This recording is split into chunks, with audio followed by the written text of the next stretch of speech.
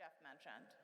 With that, please join me in welcoming to the stage our own leader of research and product development, Erin White. Thank you. Thank you. Good morning, everyone.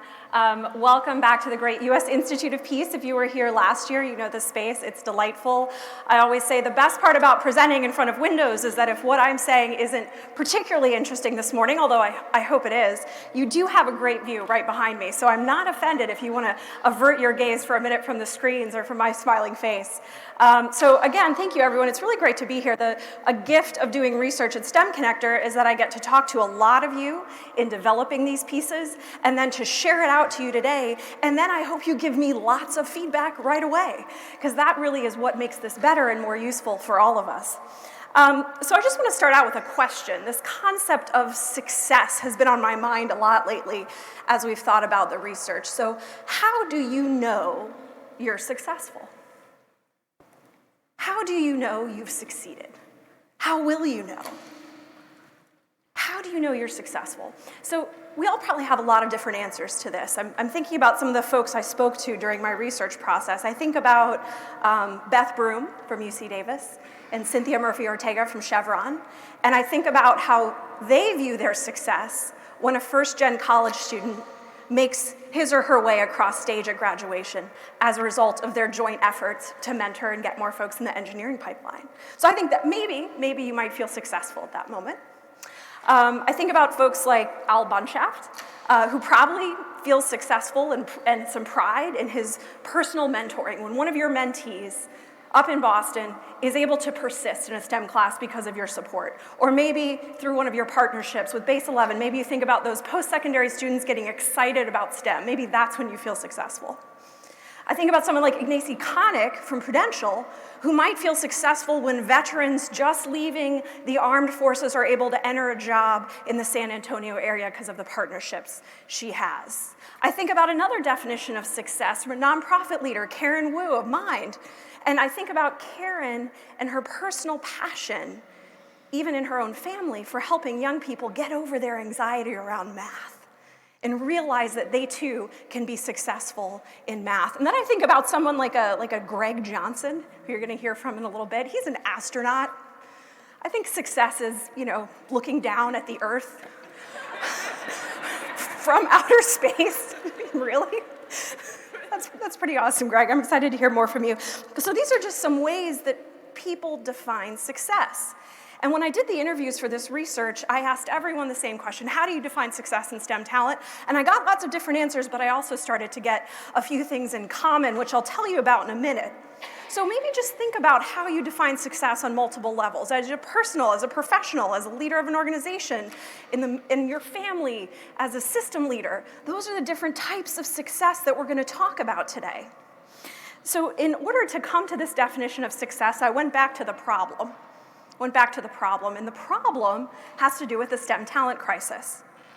And this was really what last year's research was about, State of STEM, trying to unpack the concept of this STEM talent gap. And last year, what surprised me in the research was that there's not one single gap, and we'll talk more about that in a minute. But what I want to do is just go through a few key findings, 3 key findings from that research that really drove this definition of success that we have today. The first finding is that there's not just one actor or organization or system that's involved in STEM talent, but rather there's an ecosystem. So this is my very flat sort of 2D representation of the STEM talent ecosystem, that there are these big subsystems, or K-12, employers, post-secondary. Within them sit individuals, the individuals who at the end of the day are students and workers. And those folks are working together, they're trying to serve the end user well, and it can be really tough because of this connection across the systems, or the lack thereof.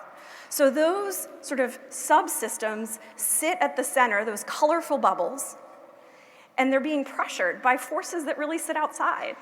You know, policy, we're here in DC, I can't help but mention policy as a force that sits outside, just macroeconomic forces, technology changes. Technology changes, yeah, Y2K used to be a big deal. Technology has changed since then, Leslie, I have to say. And it continues to apply pressure on the system. Continues to apply pressure. So the finding here that I want to leave you with is just that it's not just one actor, but rather an ecosystem.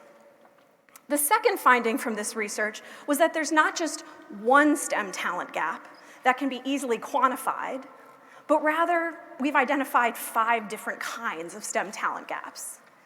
And you know, last year when I set out to do this work, I assumed I could do the math and create that delta, that number, that's the size of the STEM talent gap. We just need 10 more engineers and we'll close it.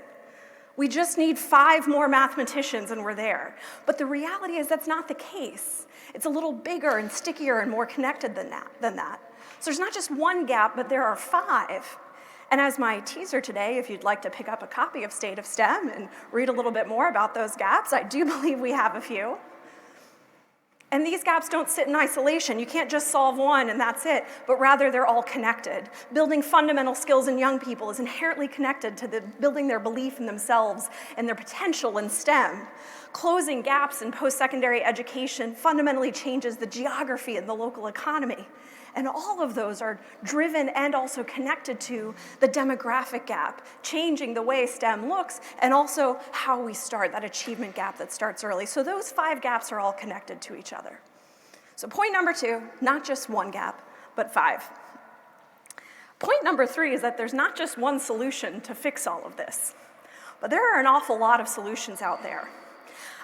These are images of some reports that I happen to have read in my daily job of report reading and learning from other great research. There are a lot of best practices out there that have been codified by folks like the National Academies, by the National Science Foundation. There's a new piece I commend to you from the STEM Ecosystems Network on family engagement. These are all best practices in STEM. Maybe you're thinking more about business. Well, that's out there too. There was a Harvard Business Review from last year that said, diversity, most programs don't work. Here's what to do about it. They offered some best practices on programming. And finally, attracting and retaining talent. Lots of practices out there. So the point is not just one of these things. Reading one of these reports and implementing one of these reports won't close all 5 of those gaps, but rather the suite of solutions. All the people throughout the ecosystem doing their work maybe a little bit differently in a little bit of a different systematic context.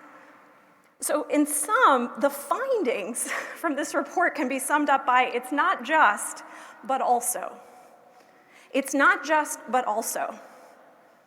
And what that means is complexity. The STEM talent crisis is a complex problem. It's not just one thing, but also a few other things. We can't solve it with just one person, but also several others. And complexity, gosh, that's a tough one. Complexity is a tough one. But it's energizing, and that's why, frankly, I think all of you are here today, because you recognize that this problem can't just be solved by one person. It can't just be solved by one practice. And certainly we won't just close one gap and call it done. So it's not just, but also. And that's the definition of success that I had in mind as we started to do this work. So we define success in 2 parts.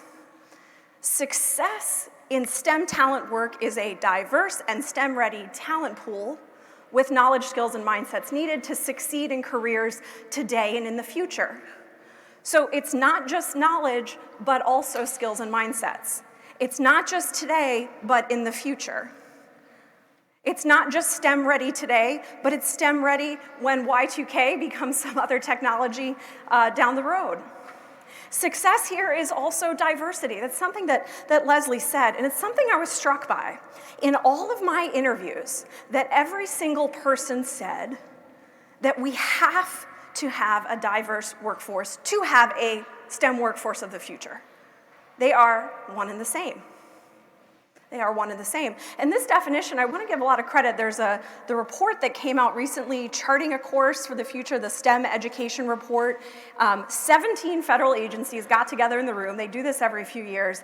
I can't imagine those meetings. 17 federal agencies in the room.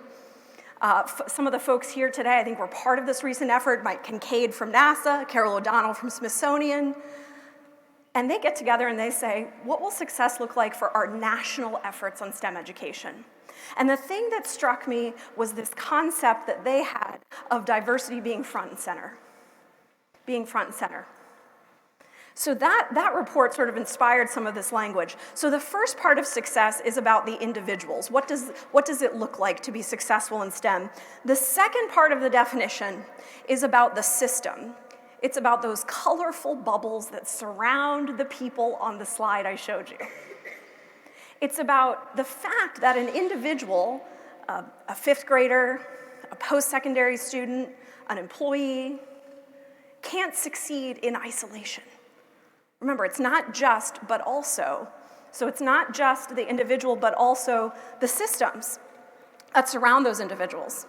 And that those systems need to be aligned with each other, equipped and ready to deliver at quality levels, and focused on supporting STEM talent pathways. That's another change that I've undergone in my research, starting with this idea of a pipeline and moving to things like pathways.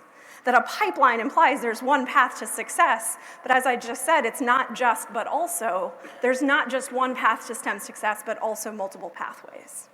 So this is what success looks like. So let's talk a little bit, that's the big definition moment of the day. Hooray, definition of success. Great. But if we stop at the definition, that's not useful for you. I hope you use the definition. I hope you unpack it a bit with me. But really, this is about applying this type of research to help all of you in your work. And so a couple of ways I want to do that today, show you some dimensions of impact, show you a theory of change, give you some examples, some practices and mindsets that you might find effective. So let's first go through the dimensions of impact. That idea that it's not just, but also. The first way that I think about defining impact on your path to success, that lofty, elevated goal that we want to achieve, that's the impact we want. How do we get there? So the first dimension for your consideration is, who do we want to serve? Who will benefit from this intervention that we have, from this program, from this practice? Ask yourself, who am I targeting? Which individual in the center of those colorful bubbles? Sometimes you might be targeting an actor in the STEM ecosystem. You may be working with teachers because you see that they will be able to ultimately impact students. You may work with an entire division in your business unit in hopes that they will then implement programs in the various geographies. So who benefits is sort of the first question you ask as you're starting to plan or assess your STEM talent activity. And then the second dimension is time horizon. Time horizon. Now or later. Now or later. Am I thinking, am I being driven, or do I need to address an issue next quarter, next year, or in 10 years? Over what time horizon do I want these benefits to be realized, and over what time horizon will they actually be realized?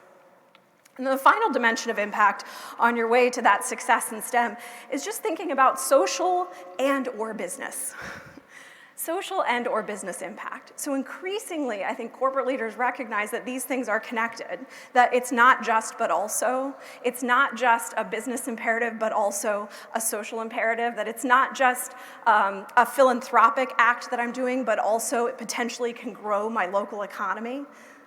So asking what's the right balance between those two, particularly for our corporate members, but you can even think about this, say you're a post-secondary institution, what you're doing for the good of your community, of your students, what you're doing for your institutional positioning, that's similar in the social and or business impact bucket. I realize these three things probably seem pretty obvious. What I find, though, is that when people set out to plan their investments in STEM talent activity or to assess them, sometimes they don't always ask themselves these questions before they start. You know, we're in a rush to get going, we're focused on the beneficiary, and we're not thinking about what kind of impact we want to realize or over what time horizon. And that's why I have this next framework, affectionately called the spider, to help us think about defining the return on investment that we seek early on. So I'll unpack each piece of this. The orange bar if you can see it. I know it's a bit glary up here. The ones in the back might have a little less glare. The orange sort of curve that you see represents long-term talent pipeline growth. So why does that curve look that way? On the bottom, on the x-axis, you see just age and stage of STEM talent development. Pre-K, elementary, middle, high school, post-secondary, and into the workforce. On the y-axis, you see return, corporate return. How much? More is up, less is down. So over the long term, if you're investing in the early years, you should expect to see a higher return over the long term. Investing early is about long-term talent pipeline development. Investing in third grade after-school programs for STEM is fantastic, but will not get you more employees next quarter in engineering, unless you're hiring third graders. So if the return you're looking for is that long-term talent pipeline growth, then investing early makes a lot of sense. And you see the curve is pretty strong. You get a lot of return. Let's look at this blue curve, which has to do with short-term talent acquisition and development. Short-term. Short-term, maybe it means next quarter for you, maybe it means next year, however you think about short-term. If you're a business and you're investing in the short term and you want to see those immediate results in your recruiting and development work, you need to be investing in your incumbent workforce and in the post-secondary years, right? That's going to bring you that talent much more quickly. Now, that's not to say you shouldn't think about K-12, but again, if you're looking for that immediate talent acquisition hiring, you should be thinking about what's happening in post-secondary and in the workforce. The final dimension has to do with brand benefit. So this is something that I learned during the research, is just how much we're starting to capture the value of our STEM talent work as corporations in brand. So this could be brand affinity, brand love, some folks have called it. Brand bump, brand boost. It's the conception that individuals have about your brand. Now, those individuals might be potential hires. They may be consumers. They may be community members and next-door neighbors.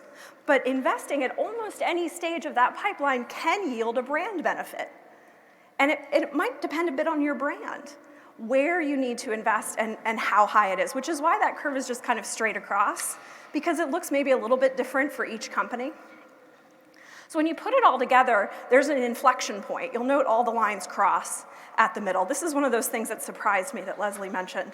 So early on, when I first drew this, on the back of a piece of paper, she said, well, what does it mean that they all cross? I said, no, it doesn't really mean anything. It's just where they all cross.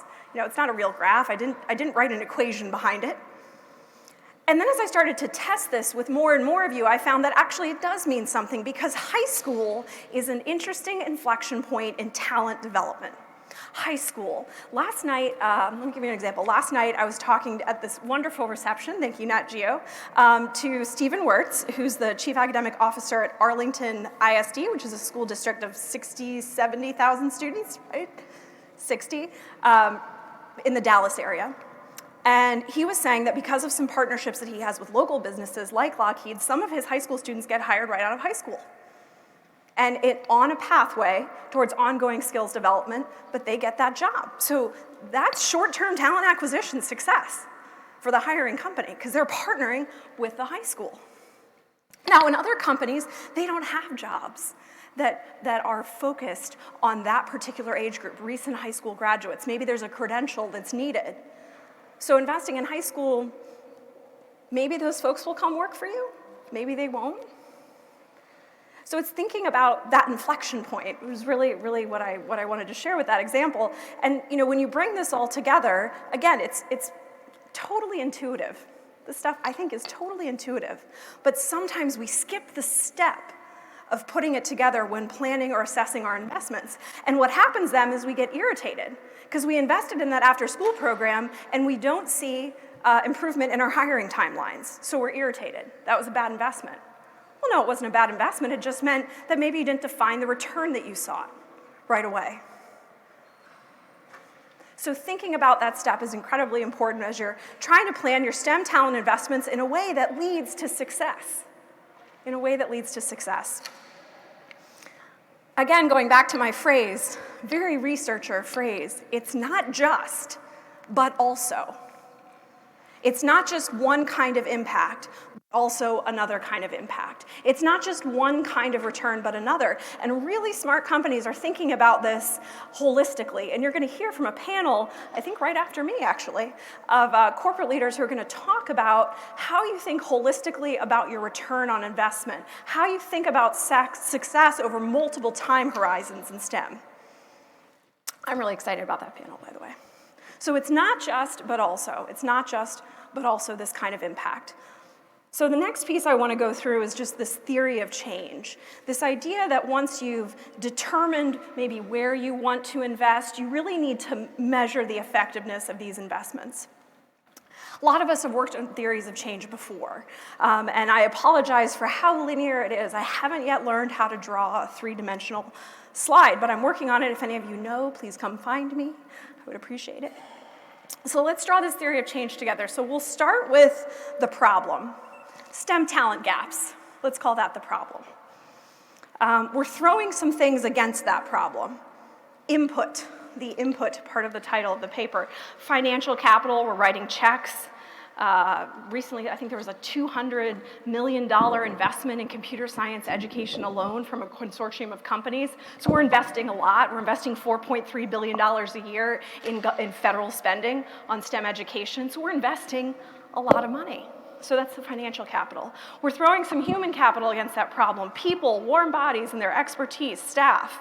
We're putting some programming against it, some great programming that's represented here in this room today. Maybe we're doing advocacy to help change that problem. And finally, we're talking about it. We're creating campaigns and narratives. So we do that, and we get something out of it. And we get something out of it that we can probably count, right? How many people showed up? How many activities did we do? How much money did we spend? Maybe how long did the program last? Those are things that are important to collect. One, because they're usually a little bit easier to get than some of the other measures we'll talk about, but also so that you know something about the breadth and depth of your programming. So important to collect. This can be challenging, though, when, as a single organization, if we're thinking about a corporate funder, for example, they may have money coming out of different buckets or different business lines, and trying to account for it across the organization can be challenging. But that helps you get a sense of your overall output. So inputs, outputs, what comes next? Outcomes. Let's go back to that system map I showed you earlier. This idea that it's not just the individual, but the system. So we need to measure progress towards our ultimate goal at each level. At the individual level, the child, the student, the employee. At the systemic level. And finally, you can even look at the context around it. Because sometimes what happens inside a system shapes the context. It can shape policy. It can shape narrative. This can be a challenging place for folks because a lot of times data, particularly on what's happening at the system level, is insufficient, a little bit harder to find than the individual. And what I'm arguing today is that if you look at all these things and we have them all aligned and focused, and we've defined the return we seek, we're more likely to get to that ultimate impact, to get to that diverse and STEM-ready talent pool. Let me give you a couple of examples. So the first one, let's talk about talent retention. So let's say I'm an employer and I'm really struggling with the demographic gap in STEM talent. And I really want to improve representation of different groups within my employee base. So I decide to do employee resource groups, or ERGs. A lot of folks do this. And maybe as the input to that, I have a program liaison, I have someone from HR involved, and then the time that employee participants spend. And so you can count how much time they spend, you can look at the number of ERGs and the percentage of employees in each ERG. So let's get to this level. Let's get to this next level. These are the types of indicators that you might look at to better understand what's happening with employee retention. So measuring employee retention is at the level of the individual. Did they stay, did they go? What's my turnover? If you just look at that and you know you have ERGs, you might think that ERGs are what is keeping your employees there. If you're looking at the system, if you're looking at what's happening around that employee, you'll have a better sense of the why. Why is this outcome happening that I see?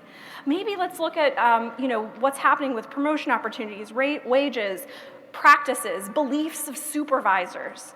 Then let's look at the forces outside. What's my labor market like regionally? What are competitors doing? What are some state policies and parental leave? These are the types of things that can be tracked and measured that will help you better understand that retention rate and where your solution, your ERG solution, fits within it. So if you just looked at employee retention, again, you might assume that your ERG practice was the reason, good or bad. But if you look at the full picture of the system, you get a better sense of how good your intervention is, what else you need to do, and where else you want to play. Maybe you want to play in that systemic space.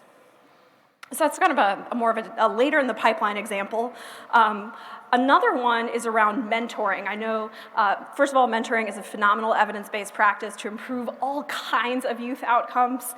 I don't like to choose silver bullet solutions, but that's a pretty good one. And I know a lot of you are focusing on it. And maybe you're doing it to try and combat the belief gap. This idea that we have an issue of young people, and frankly, people of all ages, not feeling confident in their STEM ability, not seeing themselves in STEM, not believing they can get there. So maybe there's some funding for an after-school mentoring program for middle school girls in STEM, because we know middle school is an important age. What are you counting? Again, the number of participants, the number of activities, the demographic representation, how long the program lasts. And again, let's look at those outcomes. So if you just look at the confidence and STEM ability of the girls in that program, you might make a set of assumptions about the efficacy of that program. Again, good or bad. Let's look at the indicators of the system health. Teacher beliefs and practices, family beliefs and practices, the types of careers their family has, family income level, peer actions. These are all things that are shown to be powerful influences on the confidence and STEM ability that young girls have. Maybe let's look at a new Netflix series that might be out, or social media influencers. I have teenage girls, so I think about this quite a bit. What is the message they're consuming that's influencing them? So you may look at this and go, gosh, well, why should I try anything? There are so many influences out there. There are so many levels of outcomes to track. It doesn't mean that that one program isn't powerful. It does mean that you can think about its impact. You can make it better by considering what's happening around. And maybe aligning to others. Maybe in this community, there's a school district that's really thinking about teacher practices on STEM education. And your mentoring program comes up alongside and complements it. So it's not to say you have to do everything in the system, because remember, it's not just one, but also everyone kind of working together across organizations and systems that will be effective. So going back to my central thesis, it's not just a definition of success that will make us successful. It's not just having a better framework for making decisions about impact that will make us successful, and it's not just a really pretty theory of change on a slide that will make us successful. It's not just, but also, practices and mindsets that really are about measurement, frankly. You think about measurement, that's not particularly exciting or interesting unless you're a researcher or you're Cindy from SRI, in which case measurement is super exciting. 3 practices I commit, you know it's exciting. 3 practices that I commit to you to think about here. 1, use more than one methodology and multiple data sources. Remember, it's not just, but also. So what that means is things that kind of make sense. It's not just the quantitative assessment of a test score, but also the qualitative understanding of that post-secondary student's experience that allows you to be successful. It's not just looking at one state data set, but also looking at, multiple types of sets from multiple types of communities. So not just but, so use more than one methodology. If you're relying on one thing, you might not get that full picture. The second piece here is to use multiple indicators in context. So this is another thing that surprised me. Another thing that surprised me, because I thought that interest in STEM was really powerful as an indicator. Partly because a lot of people talk about STEM interest. We just need to get kids interested, and then they'll all be scientists. And it's a little easier to measure than some other types of things. But what the research has said loud and clear in a lot of practitioners is interest alone isn't enough. Interest alone isn't enough. The folks at Mission Measurement and their STEM Genome Project look at interest, persistence, and proficiency together. Some folks here today I'm really excited about. There's a new tool, the STEM Opportunity Index. That work is being led by National Math and Science Initiative and 100K and 10 in partnership with SRI. And they're creating an opportunity index. I think it's like 110 or 100 to 115 different indicators of K-12 STEM success at the community, state, and local level, pulled together, over 100 indicators that working together tell you something about the health of that K-12 system. So it's not just that one indicator that will tell you what's happening. The final practice has to do with embedding measurement and evaluation in all efforts. So from a funder perspective, if you're funding program, if you're writing the check to the program, that's great. Could you also think about building data collection capacity in that partner, so that they're better able to provide information on the success of your investment? So embedding it from the outset will make it more effective. So 3 practices, just good practices, that as we're seeking to reach that overall impact in STEM, we can employ. The next thing I want to talk about is what we have in our minds as we approach this work. Mindset shifts for success, for achieving that diverse and STEM-ready talent pool of the future. The first is shifting from attribution to contribution. Here's what I mean by that. In a world where success exists in isolation, you can give credit to one person for solving the problem. You can say, it was just this. We just fixed this.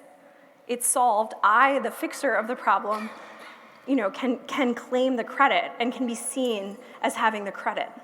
The reality is, given complexity, going back to that system map, we're in an interconnected system, and the reality is it's kind of hard to say it was just that one person who caused the positive outcome. It's totally natural. We're human beings. We operate as organizations. We need to claim some credit. We need to have some results attributed to us. But if you shift a bit more towards contribution, frankly, you'll feel more satisfied with the outcome. And we'll also get closer to that kind of collective success that we seek. So the first mindset shift is attribution to contribution. The second is to move from programmatic, what's the one program or practice, to systemic. How do we think about the health of the system, of the individuals, of the organizations and connections in it? And that changes the kinds of things we measure. And finally, and most importantly, to get to that workforce of the future is to shift from just thinking about representation to thinking about inclusion. So representation and diversity is about counting. It's about counting how many people we have of a certain type, of a certain gender, race, ethnicity, income, background, geography, ability, etc. Inclusion is about creating opportunity and supported pathways to help those people move and thrive and succeed. And ultimately, if we're just focusing on representation, we're missing the boat, because we're not looking at retention rates, we're not thinking about ongoing opportunity, we're leaving opportunity on the table if we're just thinking about representation and not about inclusion. So that's the third mindset shift to achieve this definition of success. So how can you use this research? First, define your R, your return. Maybe you can use this research to think about what return you seek on your work. Maybe you can think about it in terms of making decisions on where and how to invest. And I don't just mean write the check, I mean invest your time, your energy. You can refine and build your own theories of change. I would love it if you took this model and ran your work through it and then gave me feedback and told me where it was flawed. That would be ideal. better understand the why behind your results. You might better understand why you're seeing a result if you're looking at the whole system. Here's how you can help make this more useful. 1, give me feedback on it, let us know how you use it. 2 is share some indicators. So the next stage of this research is we've been building this sort of pile of indicators that are validated indicators. So for example, interest in STEM is an indicator. There are lots of them that are well validated, and that work I mentioned earlier that NIMSY and 100K and 10 are doing has created great work around the K-12 settings. There's been some excellent work from the national academies led by Mark Rosenberg, our FIU president, on indicators of undergraduate STEM education. But I'm looking for more indicators. And the reason why is so that we have a resource for all of you who are thinking, how do I know X is successful? Particularly in the talent life cycle area, particularly in the talent life cycle. I mentioned employee retention, a few others. So share some indicators with me, yours or those that you think are useful, and continue to contribute to the tools that we hope to create based on this particular research. What's coming next as far as some additional research you can look for this year from STEMconnector? We have a series of sort of white papers and tools coming out over the course of the year. My great research colleagues, Ariana and Jacqueline, if you haven't met them, you soon will, as they're helping to conduct a number of interviews and leading these projects. We'll have a corporate STEM strategy toolkit. So think of this as the next generation of what you're about to see on stage, of leaders in corporations who are thinking holistically across functions. We're going to have a paper on STEM experiential learning in post-secondary years, some of the work that Al and others are doing to bring to life work-based learning experiences and project-based learning experiences, apprenticeships, internships, this sort of thing. And finally, we'll have a piece that's focused on how you take a regional approach to workforce development, cradle-to-career efforts in STEM. And those pieces all come from, in many ways, a lot of the best practices we uncovered in the state of STEM research. And they're a natural extension of this work as we think about what will it take to get to success in STEM. We have some existing tools that are continually updated throughout the year. The STEM talent ecosystem map, that's the colorful bubbles you see on the left. That is a great interactive tool that allows you to dive into the ecosystem in a way that the flat slides do not allow you to dive in, to better understand the actors, the connections, and some of the key data points around them. We also have a presentation builder tool that allows you to download slides with some of the great data points from some of those sources that I've started to mention today. Data that can help you as you're making your own business case and just trying to think more and teach more about the STEM talent ecosystem. So what I want to leave you with is just this idea that it's not just but also, maybe that one, and also that what you measure matters. I almost made that the title of the report, by the way, until the communications team told me lots of reports have been called What You Measure Matters, and it wouldn't be that interesting. What you measure matters. It's so trite. We've all heard that phrase, but it's true.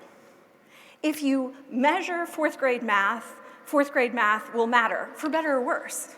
If you measure employee retention will matter, for better or worse. If you measure the system will matter, for better or worse. So what you measure matters. And it certainly matters to all of us who are here today, spending those billions of dollars in STEM, and more importantly, committed to closing those STEM talent caps to create more opportunity for our corporations that are innovating and driving economic growth, more opportunity for the communities that benefit from them, and frankly, more opportunity for the individuals, for the students that can access those incredible STEM jobs, and for the employees that can move up those STEM pathways.